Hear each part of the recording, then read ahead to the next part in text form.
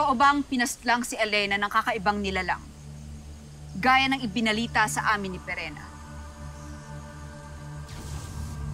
Kung ano man ang sinasabi sa inyo ni Perena, yun ang totoo.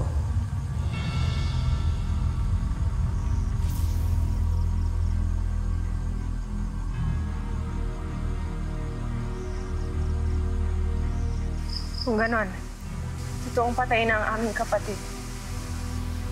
Sino ang pumaslang sa kanya? Sabihin mo sa amin kung sino. Huwag niyo na itong alamin pa, Amihan. Pagkat kailangan maganap ang mga bagay na ito. Kaya lumisan na kayo at iwan niyo na ako dito. Ngunit kamahalan. Sheda! Kuya Nara Sidhe. Iba rin pala talaga ugali nito. Naya, tama na.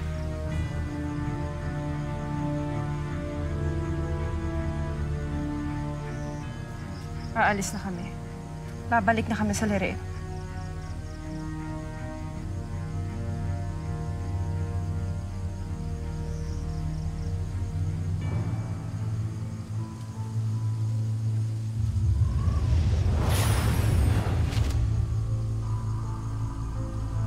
Cassiopeia, Batid ko kung ano ang tunay na ginawa mo kay Elena. Isa kang sinungaling at mapagpanggap, Perena. kung ganun ay bakit hindi mo ako isinumbong sa aking mga kapatid? Sapagkat tiyak kang papaslangin ni Danaya. Kaya kailangan pa rin kitang iligtas. Bakit? Sheda avre Pirena. Asmar ivi ishi sanbay. Sheda sancte asali. Ashte mashte lesnum encantadia.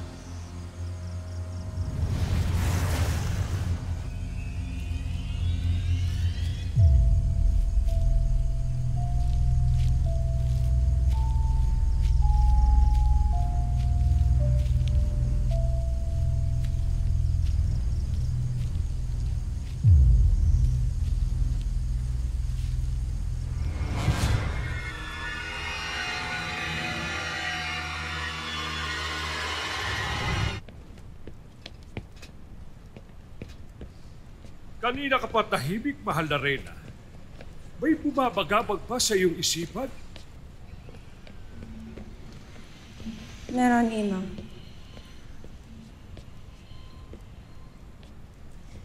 Imam, matagal ka nang namumuhay sa Encantadia. Kaya batid kong alam mo kung sino sa mga nilalang ang dapat natin pagkatiwalaan. Gaya ni Cassiopeia na aming nakausap. Na sinasabing wala na nga si Elena. Na sinasabing namayapa na nga ang aking kapatid.